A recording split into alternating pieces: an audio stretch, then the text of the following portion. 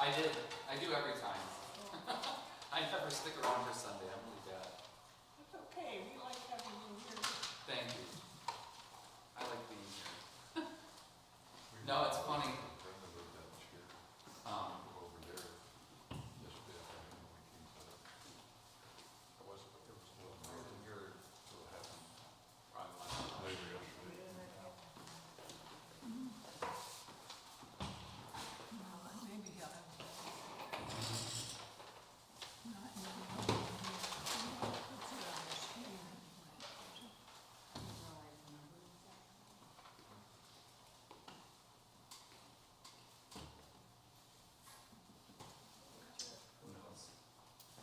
Who knows? Who knows?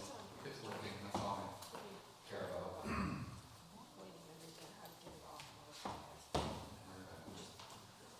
That's what I'm not going to worry about it.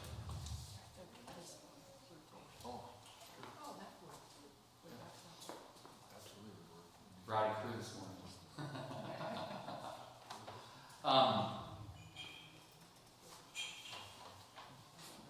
Business items first. I imagine people are still wandering in. Next week, so I'm thinking to kind of wrap up the creeds this week, because next week we're going to do a kind of a debrief on Synod Assembly. I'll do a walkthrough of memorials and resolutions that got passed, and Anthony is going to be here. He went through one of the workshops, so he's also going to do a debrief on the workshop that he went to on Friday. We've got a new bishop. That is the old bishop. Bishop Lori Garcia Caesar got reelected after 3 ballots. 3 or 4? 3 ballots. It's really interesting. I don't know if you've ever gone through a bishop's election process, but the first ballot is a blank. It's a write-in. So you don't even though Bishop Lori is running again, it starts with whoever you want. So, and I didn't realize this, you can write in any ordained and rostered ELCA pastor in the United States. They don't even have to be in the Oregon Synod, including somebody wrote in Elizabeth Eaton, the current presiding bishop of the ELCA. I don't think she would take the job. So we had first ballot.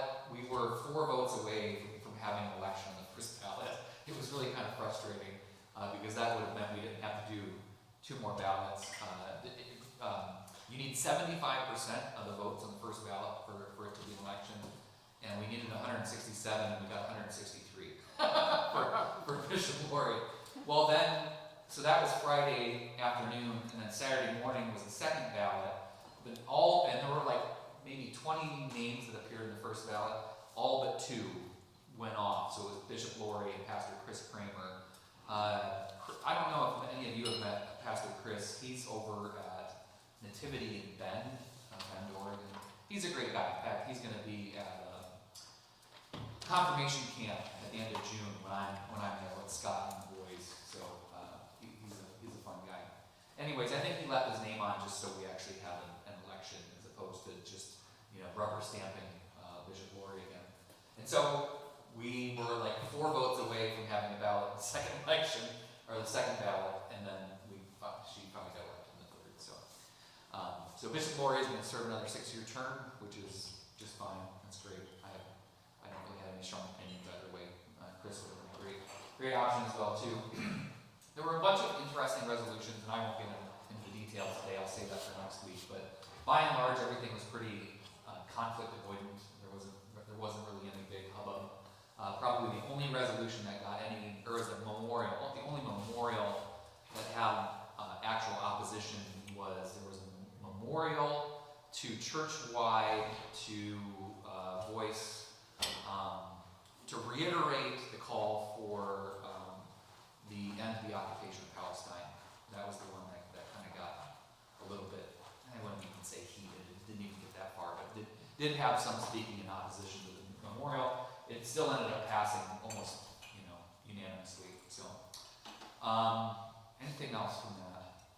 So next week we'll do that. If we have time, we may end up wrapping up some of that too. And then the 15th, there is no Sunday school. I'm out of town. Anthony is going to be covering for me. He's going to be preaching. Cheryl Ann and Linda Smith are going to be co-presiding over worship. So no adult on the 15th. And then when we come back on the 22nd, Scott Stouffer is going to be talking about civics, which is very timely. And one of the things that he and I realized, because Scott was at Synod Assembly with me this weekend, is that the ELCA is in the process of publishing a new social statement on civic engagement. And so this is very timely. It's like a 50-page document, so I'm not going to cover it in its entirety, but that's definitely going to be something that we work into this conversation. So Scott is actually going to, on the 22nd, do a little bit of the history of Milwaukee, how it came to be. He's going to also talk about the structure of Milwaukee city government and how all the people get to do what they do and all that stuff, and he's very qualified to do that, so I'm looking forward to that. So that's the 22nd. Any questions? Okay, good. Today what I want to do is, what did I do with my notebook? There it is. I want to talk about a couple of the Apostles' Creed in particular that I think we kind of gloss over and my camera goes up again. Good Lord, this is frustrating. So I don't know if it's a firewall issue or what the deal is, but it's been confusing a bunch of people on the live stream because it looks like the live stream got shut down, when in reality it's just the camera freezing up. So you can still hear me, you just can't watch me. And I don't know what's causing me to turn the firewall off on my laptop. This is what happens when you get too much technology. Too much technology. Well, I'll kind of keep my eye on that until it freezes up again, and I'll restart the camera. There it goes. Perfect. So if you're watching the live stream, sorry, keep watching. You can listen to us. You just can't hear us. Or no. You can listen to us. You just can't see us. Okay. So let's talk about creeds real quick. And I'm sorry I didn't grab the extra copies, but if you brought your copy back with you, great. Otherwise, you've got it memorized, right? You don't need to see it. So the particular article that I want to do a little bit of a deep dive in, because last week we left off talking about the descent to the dead, and then the resurrection. So remember we were talking about the 3 days thing, how you count the 3 days, you count it like Norwegian cruise lines count the number of days on an 8-day cruise, Monday to Tuesday basically. Or Monday, sorry. We're going to talk starting at He ascended into heaven. And again, with all the lines of the creed, I think, speaking personally, I tend to just kind of like glaze over a lot of this. Yeah, of course, He ascended into heaven. It's the story at the beginning of Luke, or at the beginning of Acts, at the end of Luke, right? It's the bit that happens in it. And by and large, I don't think that I develop a lot of my theology from the idea of the ascension.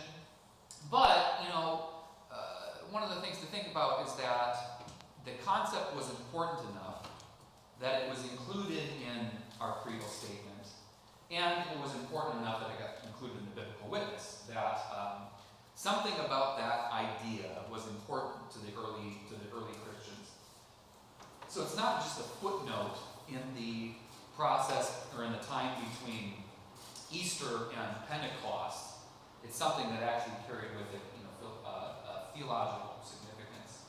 And one of the things that, again, the book that I've been using this entire time is something the Apostles' Creed by Justo Gonzalez, who's a fascinating dude. He actually comes from Cuba. I did a little bit of a deep dive into his background. He was ordained in Cuba, but then ended up emigrating to the United States and got his doctorate from like one of the big Ivy League schools. Very smart guy, extremely smart guy. Has a great series on the history of the Christian church if you're ever interested. So one of the points that he makes is that one of the significances of the ascension is the idea that Easter continues, right? So it's not just, boom, Jesus comes back and then we go on with our lives. It's that resurrection is an ongoing process, okay? And it's something that has impact into the world. So again, it's not just Jesus was dead and now he's alive again. It's that resurrection is the beginning of a new creation. And we actually see this, especially in the Gospel of John. So the Gospel of John is oriented around 7 signs. And if you trace them through the Gospel of Witness, the first one is Jesus turning the water into wine, the wedding of Cana. The last one is the raising of Lazarus. Okay? But the idea is those 7 signs. 7 is a mystical, magical number that means wholeness or completion and all that jazz. It's also there are 7 days of the week, right? So it's about time and its fulfillment. But in John's gospel, there are those 7 signs, and again, John frames his gospel by saying, there are many other things that happen, but I tell these to you so that you may believe in Jesus Christ and have life in His name. That was the end of last week's gospel. But this 8th sign is the resurrection, is Jesus' resurrection. And this is actually hard baked into Hebrew, Jewish theology, insofar as that the 8th day is a thing. The 8th day is the beginning of a new thing, okay? And so the ascension is not just, it's reminding us that Jesus doesn't just go from dead to alive. It's that the being alive, the resurrection, is the beginning of the new stuff. And of course, we talk, He ascended into heaven and is seated at the right hand of the Father. What's the significance of the right hand? We might have to go back to our medieval history to understand that. Well, it's the clean hand from a Indian subcontinent perspective, which I laugh about. So I have a friend named Chandrasekhar Varanasi. He's from India, and we like to go to. Has anybody ever been to Bay Lucas over on the east side of town? It's an Ethiopian restaurant. Highly recommend it. Highly recommend it. The guy that owns it is hilarious, and Chandra is personal friends with him. But Ethiopian food is served, if you eat it Ethiopian style, it's served on a platter of injera, which is fermented flatbread, basically. And all of the dishes come on top of the flatbread, and you don't get any utensils. Because the idea is you eat it like they eat. You take a piece of bread, you rip it off, you scoop up food, and put it in your mouth. But I, being left-handed, am eating with my unclean hand. And again, this is not actually a Jewish thing. It is a Jewish thing, but it's an Indian thing as well, too. Is you have your clean hand and your unclean hand, because, again, not to get scatological, but your clean hand is used for eating, your unclean hand is used for wiping. Okay, just to put that out there. So, anyways, yes, it's the clean hand. What else does the right hand signify? Well, most people are right. Most people are. Yeah. 90% of the population. And I think it's probably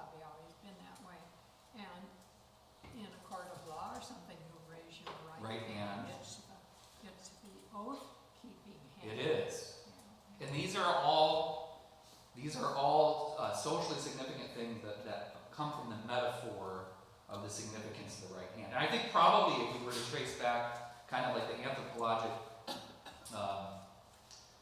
origins, it's that the majority of people are right-handed. People who are left-handed are the outlier, and societies probably, drew significance from that statistic. But at least in terms of this, have you ever been to a dinner where the seating chart was significant? Weddings still carry a sense of this as well too, right? Where do the wedding parties sit?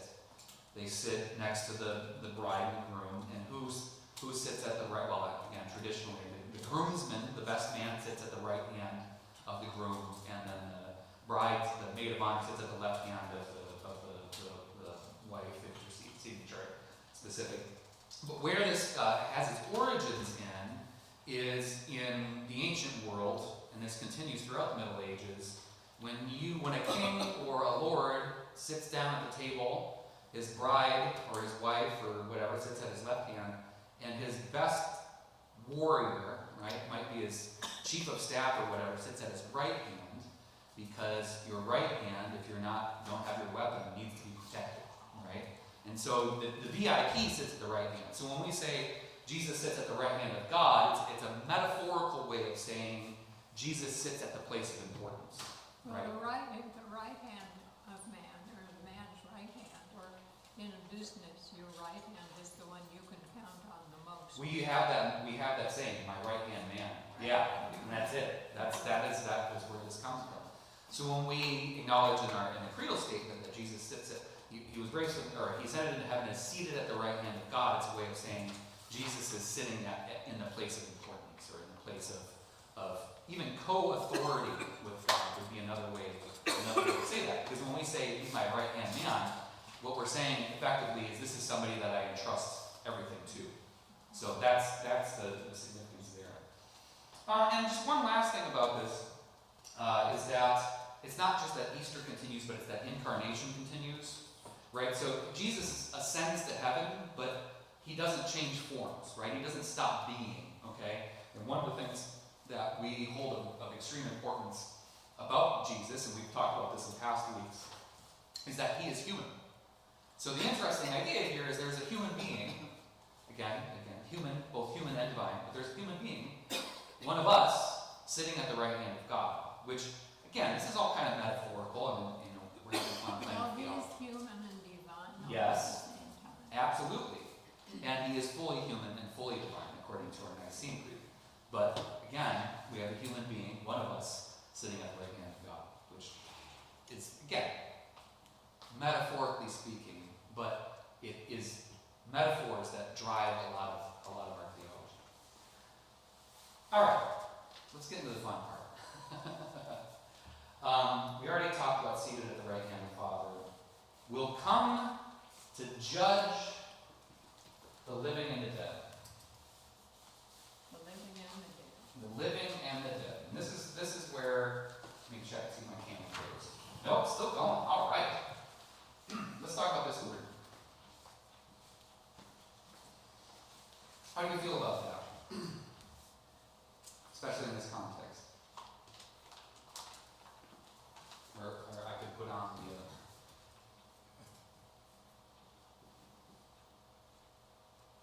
Does that mean you don't get judged until then, even if you've died thousands of years before? It's kind of the question we're asking, isn't it? Well, and that, I mean, this is it exactly. When we recite this, what do we mean when we say, and he will come again to judge the living and the dead? To determine whether they're good or bad. That's kind of the de facto understanding of it, isn't it? Right? Like, it's the idea of, there's the sheep and the goats, and you want to make sure you're in the sheep pen, theoretically.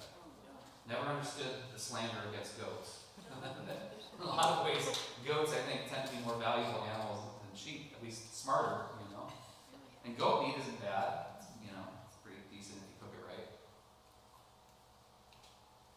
But yeah, do you feel in general that's the way that most people think about the concept of judgment? Yeah, that it's determining who's right or who's wrong, who's good or who's bad, that there's going to be two categories, and you want to make sure you end up in a good category. Let's talk a little bit about how the ancient world, specifically the Hebrew people, understood judgment. Judgment and justice in the ancient religions are essentially the same concept. So a judge enacts judgment for the purpose of creating justice. How do you feel about the word justice? What does justice mean to you? Fairness, he pays for what he did. So punishment, Also fairness is what I think. punishment, fairness.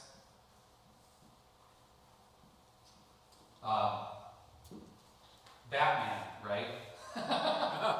Sorry, as a millennial, whenever I think of justice, I think of Batman because he's a part of literally the Justice League.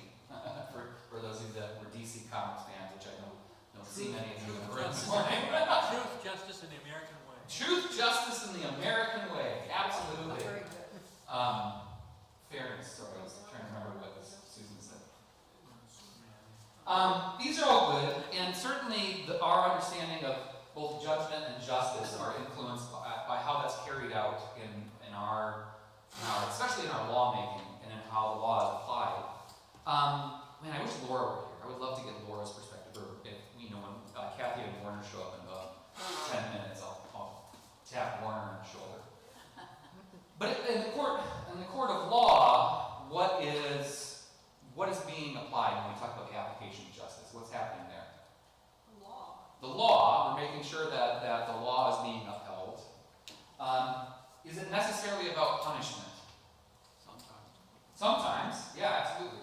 Sometimes it is about punishment. I mean, we enact penalties or jail time or whatever as a way of setting things right. But what is the metaphor for justice? There's a statue in front of the courthouse. What are they holding? Scales. Scales. Lady Justice has a sword in one hand and scales in the other. And blind. And she's blind. Yeah, I'm not an artist. You get the idea. Fairness. So, yes. Well, just like a parent with a child, you might slap that child's hand for doing something wrong, but then you give him love to say that you're forgiven and don't do it again. Yeah. I mean, and obviously, different parenting methods have emerged in the 21st century. I don't know if I'm sure there's still parents that slap their kids' hands, but the concept remains the same. The idea is, and why do you do that, right? It's not just because they're doing something wrong. What does that mean when they're doing something wrong? What are you trying to encourage in them by punishing Teaching them how to do it right. Teaching them how to do it right. So it's not necessarily the idea that in parenting you're just there to police them for all the bad things they do. You're trying to encourage right behavior. Yeah, encourage good behavior. So the concept of justice that exists in the Hebrew world can be summed up in the phrase, everything in its right place. So justice isn't necessarily just about balancing scales. It's the idea of there is a good, and judgment, justice, even the law is meant to get it as close to that good as we can, right? Righteousness, tzedakah in the Hebrew, is another way of saying this, everything in its right place. So when we talk about God judging, right, so he will come again to judge the living and the dead, it's not necessarily about punishment so much as it is about putting everything right. But Okay. even teaching. What's that? It's teaching. Sure, that's definitely an aspect of it. We try to teach our kids to live right, both through punishment, but also through modeling positive behavior as well too. We have different ways of making sure that happens. But in terms of when we say this creed, we say God is going to judge the living and the dead. It's not necessarily about sorting people into two lines. It's about restoring the balance in favor of good. Does that compute? But Sure, that the law is not necessarily God's law. absolutely. Oh, no, and that's a very important thing, right? In fact, that's a whole different conversation. But when we talk about the law, and again, this is law from a Hebrew perspective is the law of Moses. It is the law given to the Hebrew people, again, so that they might live right. Okay, but that law is very much intertwined with their spiritual and their physical lives, right? Law from a United States perspective, theoretically, I'm not necessarily sure it still holds true, Well, I is heard one time that all our laws are really based on the Ten Commandments. You know, you don't steal, and you don't kill, and you don't take things from your neighbor. So if you want to go way back, maybe that's where it started. yeah, you can make an argument that all modern law is based in ancient law. You know, so when we did a study on biblical law, this was a year ago maybe, maybe longer than that.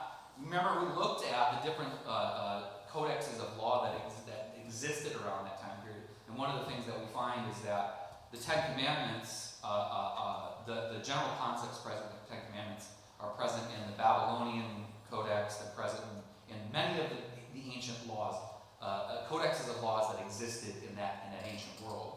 And that's not necessarily to say that the Ten Commandments aren't unique in their own right. But yeah, I mean, yeah, human law has been not significantly changed over 2,000, 3,000, 4,000 years of human history. It is, don't steal, don't harm your neighbor, don't commit murder, all of these things. You can see that. I would argue, though, that our living in the 21st century, from a law standpoint, is much more complex. Just because of the many ways in which it applies, right? So, is it possible to steal something that only exists in digital form? Copyright law is one of my favorite rabbit holes to go down because it is so complex, so easily manipulated, and didn't exist prior to like the 1930s, especially with regards to music. And so you talk about intellectual property. That concept did not exist in the ancient world. So yeah, we definitely derive our laws from these ancient rules that govern civil society. But law in the 21st century is tough, as I'm sure anybody who's gone to Lewis and Clark law, who's gone past the bar exam in one state or another can tell you that there's a lot there. Which is why we have lawyers. You don't just have advocates that hang up a shingle anymore. You specialize, right? So Laura Schrader, her specialty is water law, right? So she does law specifically around water rights, working with farmers and municipalities, trying to figure out how to balance all that stuff. Well, and then sometimes they conflict because if you're not supposed to touch anybody or do anything for anybody because they're unclean, morally that's not the thing to do. You're supposed to help people.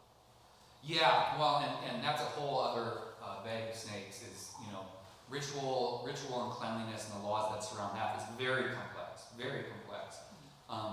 And yeah, from a modern perspective, it seems a little antiquated. But and again, just drawing comparisons, not necessarily that it's rooted in this, but when somebody's sick, we don't necessarily want to touch them either.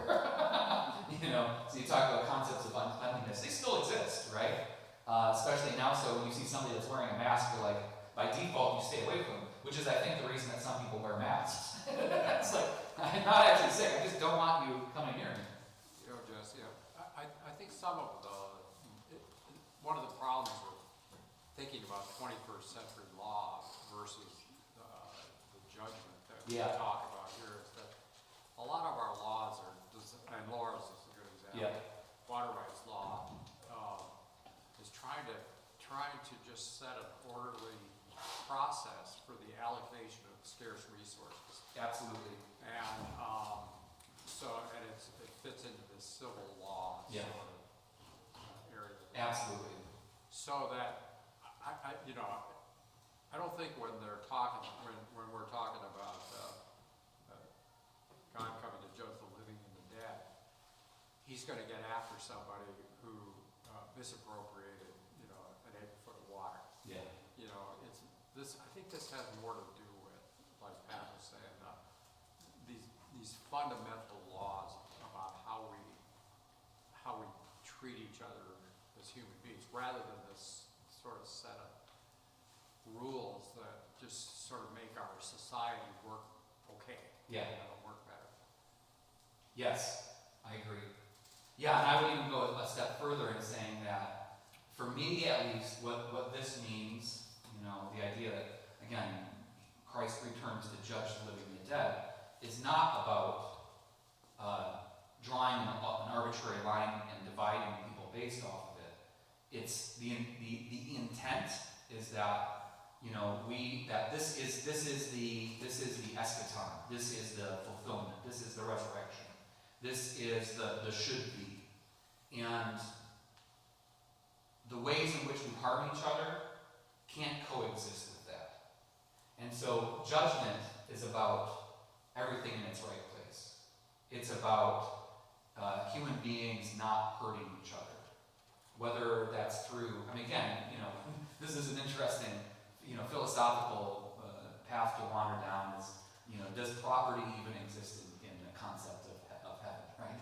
Do you need property? Well, we heard this at an assembly yesterday, talking about the native peoples really struggled with the Western, well, not the Western, the colonial concept of property and land as it relates to property. There are so many things that just kind of don't fit into the concept of the should be, And for me, it's not, again, not about choosing between you and you and you.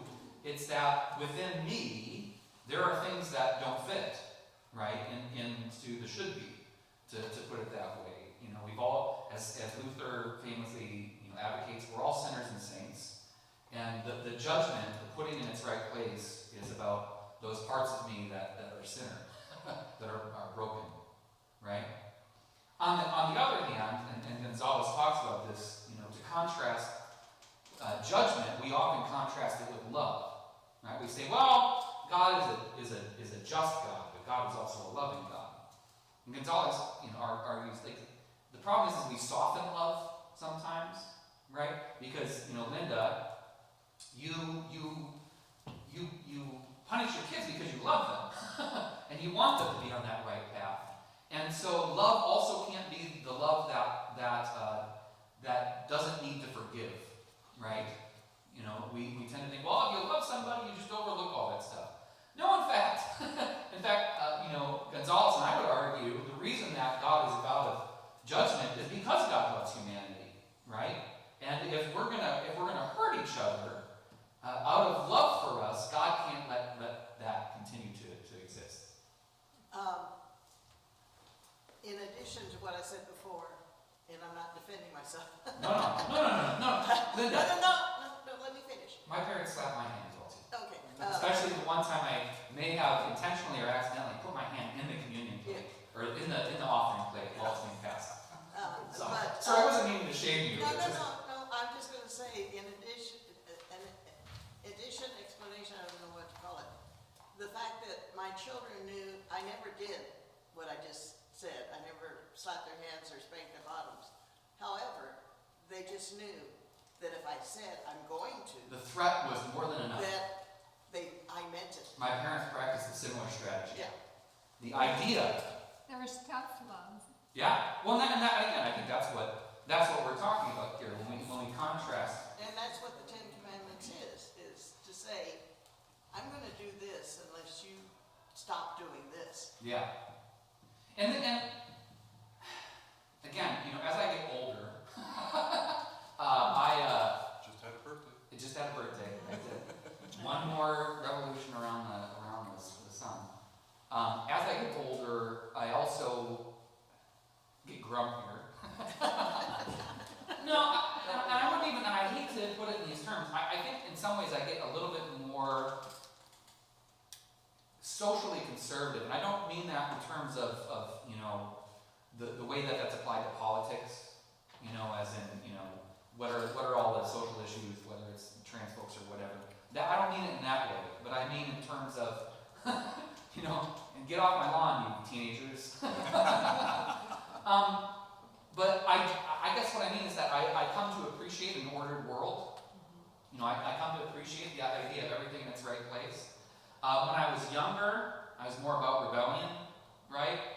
All these structures that were holding me down, preventing me from living my best life. And it was all about love, love, love, love. God is a God of love. You know, doesn't punish us, you know, blah, blah. Now I'm kind of like, sometimes I can use a good smack from the divine. You know, Jesse, quit being an idiot, you know. And again, I'm anthropomorphizing, you know, God in this regard. I'm bringing God into human concepts. But that's what we're doing when we also when we make creedal statements. Is we're trying to wrap our minds around what is a bigger concept than we can fit into words.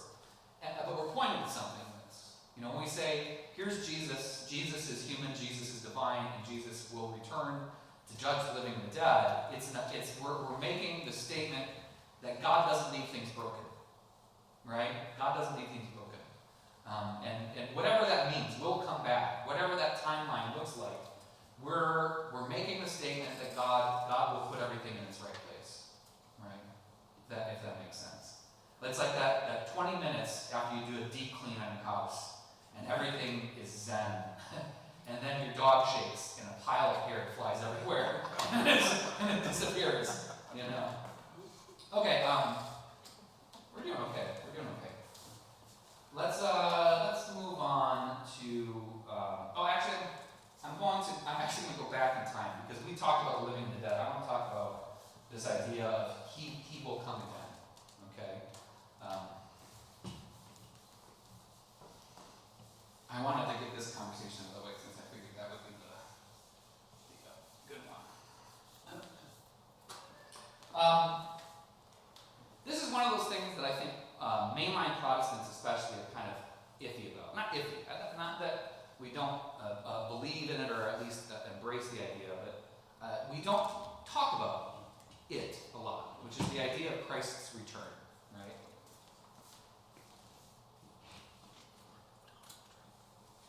And I lament this. It's not necessarily our fault. I think it's because this concept has been hijacked and misappropriated by a lot of religious movements that want to make it into something that it's not. When we're reading through Revelation, we talk a lot about rapture theology, and that's a way in which this has gotten hijacked. What does this mean to you? He will come again.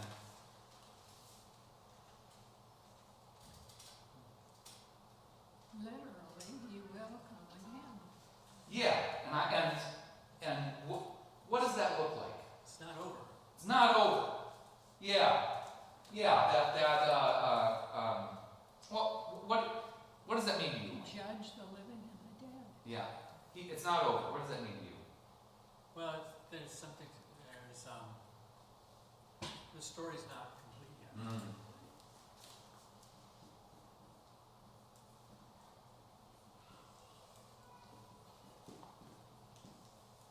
I like that. The story is not complete. You know, this is one of those things that I imagine being an early Christian was very tough. Because early Christianity, you know, living in the decades after Jesus, were convinced that this was tomorrow.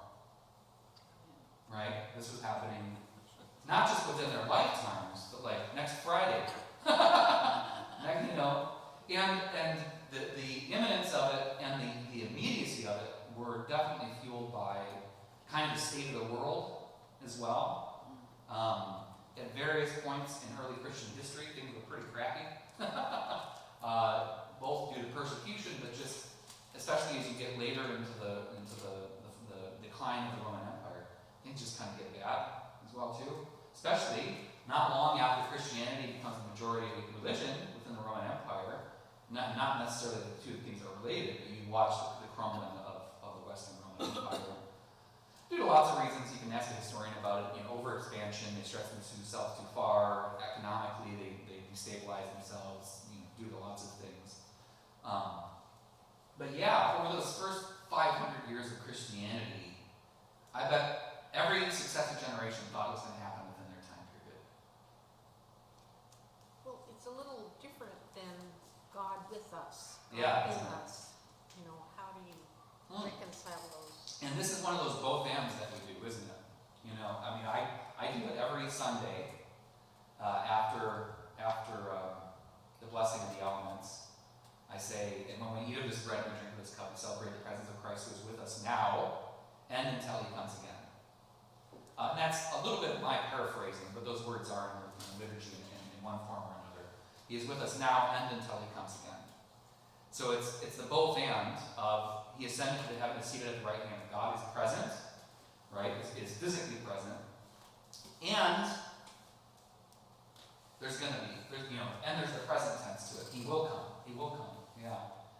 And how we articulate this is very important, because if you espouse a theology that puts a lot of emphasis on this, but not so much on the immanence, right? The incarnation, the idea that God is not, he's not on vacation somewhere, waiting for things to hit a boiling point, and then he'll come back and fix things, right?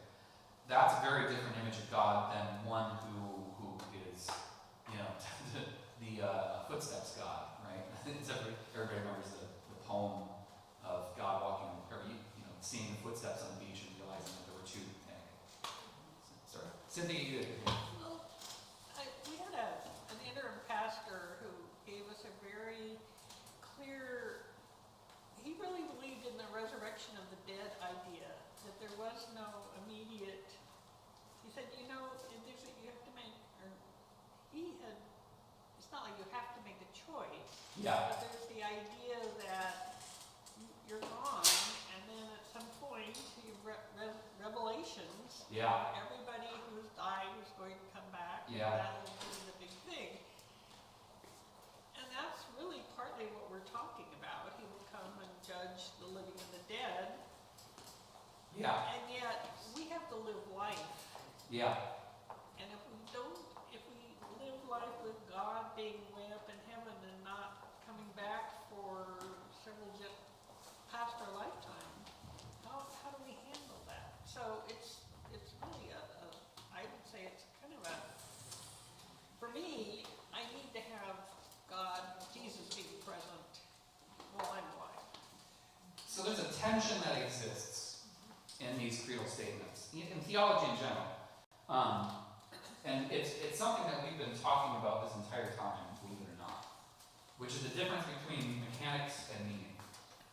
And one of the things that we struggle with is that the way that our creedal statements are phrased is it sounds like what we are describing our belief in is the mechanics that govern our theology. So in other words, we're talking about our belief in events that will happen, or have happened.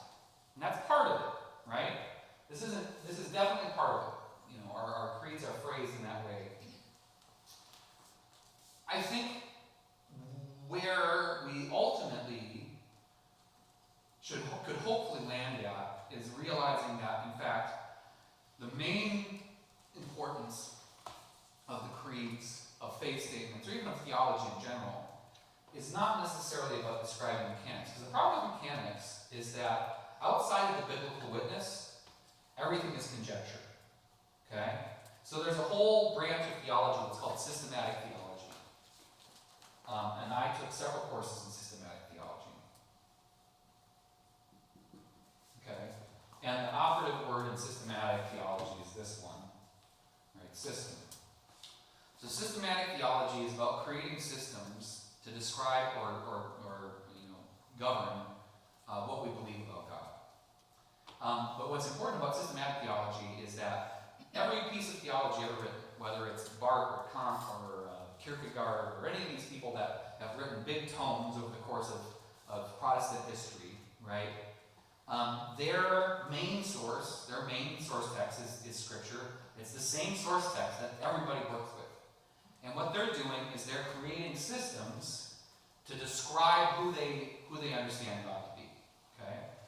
The same is true of creeds, of creedal statements, is that what we're doing is we're doing systematic theology in a way, is we're describing based off of what we read in Scripture, what we understand, the mechanics of God, right?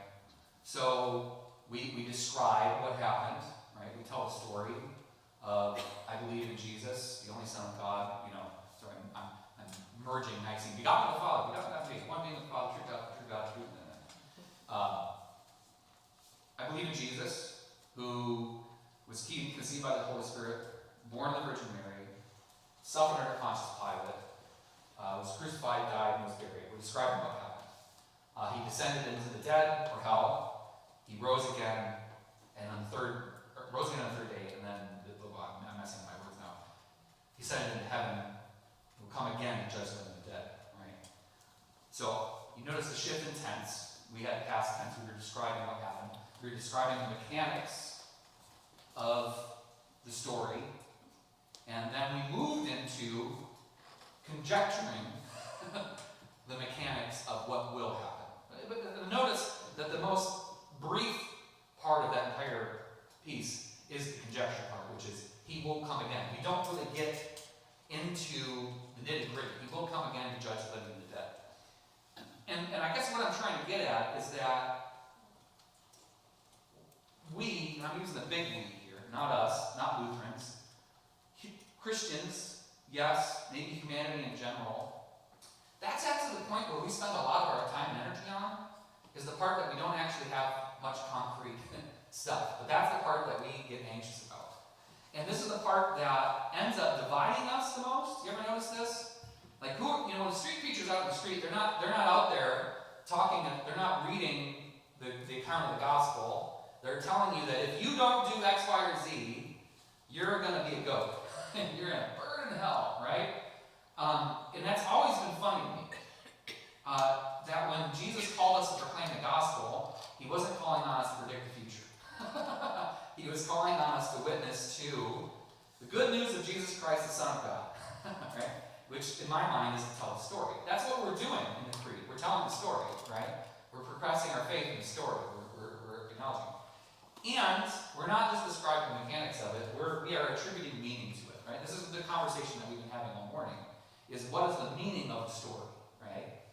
What is the meaning of these events to us, right? So what's the meaning of he will come to judge the living and the dead? What's the meaning of he was crucified, died, and was buried? What's the meaning of he rose from the dead? What is that telling us about who God is and how God relates to us? Does that compute? So I guess all this to say that just remember to balance these things, right? So when we talk about he will come, where our brains go to is describing a narrative of what might happen. And your belief. And your belief, your individual belief, right? Because it ultimately becomes uniquely personal in that moment. Because we're moving into uncharted territory. We're moving out of the boundary of Scripture. We have different images of that. So you can argue, Paul certainly conjectures as to the meaning of that, again, basing it in his experience of the risen Christ. John of Patmos definitely launches into that realm on this dream that he experienced, which describes something. But again, from a modern Protestant context, we fully embrace, and I shouldn't say that. From a context over the entirety of Christian history, all Christians have struggled with the nature of that vision, whether it was meant to predict or whether it was meant to describe, right? So whether it was meant to predict what will happen in terms of the mechanics of events, or whether it was meant to describe what is happening, and that God will put everything in its right place, despite the fact that in the moment in which John of Patmos lived, that seemed like a far-fetched idea, right? And again, this is the beautiful thing that we do, is that, just bouncing back to Revelation, we can draw meaning from that, because when we find ourselves in a context, a setting that seems unbalanced, that is filled with anxiety about the way things will go in the future, we can recite our creed and know that God will put everything in its right place. Right? That's the meaning of that faith statement. Does that track? One of the things that I really love is this statement from Gonzalez, where he kind of summarizes this whole piece. He says, ultimately we trust, not in our good actions, but in the one who suffered, died, se, who is also the judge. So what I love about that is he takes the description, he takes the story, and he says, when we talk about judgment, and we talk about he will come again to judge the living and the dead, it's not some random person that got assigned to our case for that day. Has anybody in here appeared in court? I mean, Warner, I was waiting for you to show up. We were talking a lot of the justice and legal system before. And certainly, you know, as being an advocate, you come to know the judges better than the average human being does. Some of them better than I wanted. Some of them better than you want to. Yes, amen to that. Same applies to pastors, Warner. Has anybody appeared in court? What was that process like? Horrifying. Were you there? Somebody for who had something being decided upon? Were you there as a jury member? I was testifying for the defense. It was a lawsuit against my former boss who had passed away. The malpractice lawsuit. It was awful, but we won, Okay. so that was good. But it was not pleasant. And I don't want to make you uncomfortable, so feel free to answer as you want to. But what made it unpleasant? I was having to justify or explain my boss's thoughts and rationale on things that had been done 3 years, I can't remember how long, ahead of time. I mean, just down to like a smiley face on a sticky note. Yeah, really getting into the details. Yeah. And what's interesting, and Warner, maybe you can speak to this as well too, is in a legal setting, how you're trying to attribute meaning to even small details like smiley faces. Yeah. What kind of law do you do, Warner? Sorry, summarize it for me. Meaningful law. Meaningful. Helpful law. Yeah. Helpful law. Well, I don't try cases anymore. Yeah. I used, for the first, 40 years of my practice, Yeah. I was a trial lawyer. Yeah. So I tried cases, they were, almost all of them were civil cases, but Yeah. a few criminal cases in the early part of my Yeah. career. And when I was on active duty, they were all criminal cases. Sure. Because those miscreants were all criminals. Every single one of them. But they were Marines, so. I have a neighbor who's a Marine, and I can testify to the fact that they were all miscreants, based on the stories that he tells me. So I loved trying cases. Yeah. It was always interesting, always challenging, always put you at a test Yeah.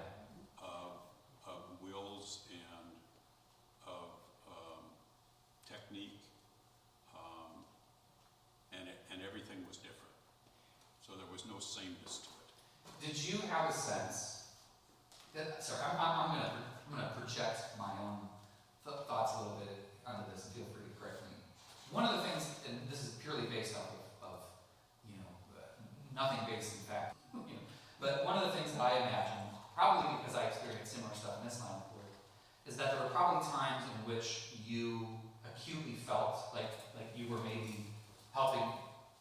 You got a sense of justice being served or being done, and there were probably times in which it didn't feel that way. I mean, not necessarily because of the outcome, but just in the sense of the nature of the entire experience. Or are you an eternal idealist and optimist, and you were all the time? No, I got over that fairly easily. Yeah, as you do. Yeah.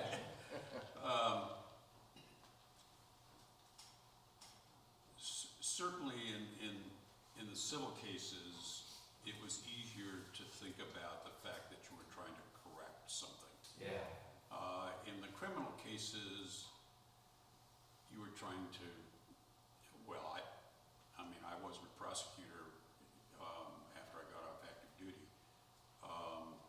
So I was trying to defend. Sure. And trying to make sure that the state Yeah. did what they were required to do. So it didn't have anything to do with justice necessarily. Sure. It had to do with the law that said that you're innocent until proven guilty, and it's up to the state, to the prosecution, to prove that guilt beyond a reasonable doubt. And your job was to ensure that they did that. But I would actually advocate that is, for me at least, justice in its most fundamental form, which is the idea that, because this is, sorry, I'm gonna take some quick theological tangent. So Dietrich Bonhoeffer articulates that this is the role of the Christian. This is the role of the church, is to make sure that the government does what it says it's going to do, right? That it follows its own rules, right? And failing that, the role of the church is to care for those who have been wounded by the state. And failing that, it's to seize the wheel, is to prevent the gears that grind to continue to grind up human beings. So, I think, yeah, and again, this is taking us off into current events to a certain extent, but I think we often underestimate the value of what might seem to an external observer as just pointless bureaucracy, but in reality is making sure that the process is followed because we believe in the process. Yes. That's justice to me. And I think that fits into this idea as well too, is that, so when we talk about God coming to judge the living and the dead, one of the most important operative words in there is God, right? Not us. Which drives me nuts. Because generally speaking, the people that are the most zealous about reiterating that point are the ones who I think are convinced that they have the keys to God's mind as in how that justice should play out. Yeah. We're all guilty of this to a certain extent. I've got things that I really would like to whisper a bug into God's ear and say, hey, there's a couple people I'd like you to talk to. Not even in a political sense, just in general, right? That guy didn't use his turn signal, and he merged through 3 lanes of traffic. I'm hamming Well, up there. does a lawyer have to defend his client even though he knows his client is guilty? You don't Well, ask. the interesting thing about that, of course, is the definition of guilt. Yeah. Because guilt is not a state of mind, it's not something you did or didn't do. Guilt is proven by the state beyond a reasonable doubt. Yeah. And until that happens, there is no guilt Yeah. in the legal system, Yeah. in the Judeo-Christian legal system. Yeah. Again, it's the state's job to do their job. Right. So I'm going to segue this, and I think I'm being pretty witty in this. This is often kind of one of the fundamental pieces that exists within our concept of how God judges us as well, too, is whether or not we feel guilty for what we did. It turns guilt not from a definition of evidence, but into a feeling, right? It's interesting how these words operate. And this is ultimately, the people that I want God to talk to are the people that don't feel guilty about the things that they did or didn't do, right? I want there to be some balance for the people that are willfully and gleefully harming others. That's what I want when I see this. But that is a very small percentage of what I think this is. And you guys walked in, we're talking about the line of God. He will come again to judge the living and the dead. In the second article. I'm going to try and wrap us up here. And also, if you just showed up, next week we might do a little bit of this. We're going to do a debrief on Synod Assembly, which was just this weekend. 15th, there is no adult ed. Let's hear from our kids first. MJ, what do you have with you today? We got the present. What is this? It's a heart. What is it for?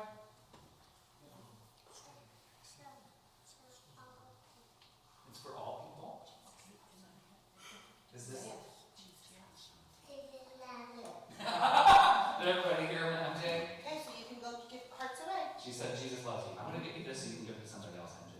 Okay, go find somebody you can hearts to. You have 2 more. She's going to go to grandma and grandma. As So you you have your. September, what did you learn today?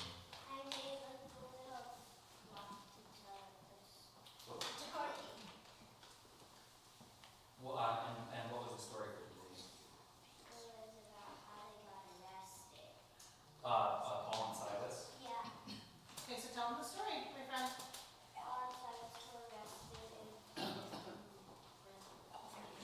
They were locked in chains and tried to dark spell.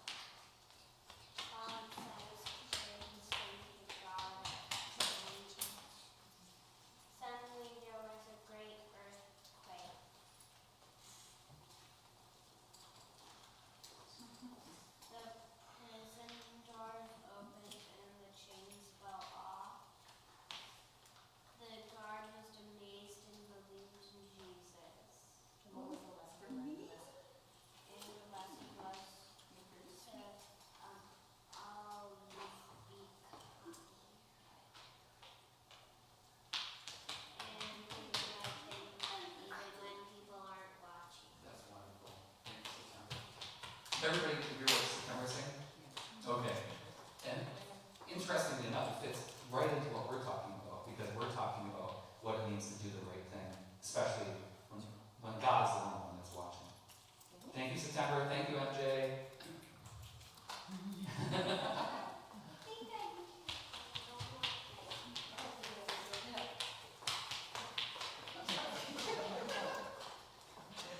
Mission accomplished. Yep. Cookie game. Okay, let me wrap up. So, I've never appeared in court. That you know of. No. No, I never have. I've gotten a couple of tickets. The only court summons I've ever gotten was to serve on a jury. That's it. And this is not me bragging or anything like that. I think my life might have been more interesting had I, wandered across the line of the law at one point just to experience it. But one of the things that I've often encountered in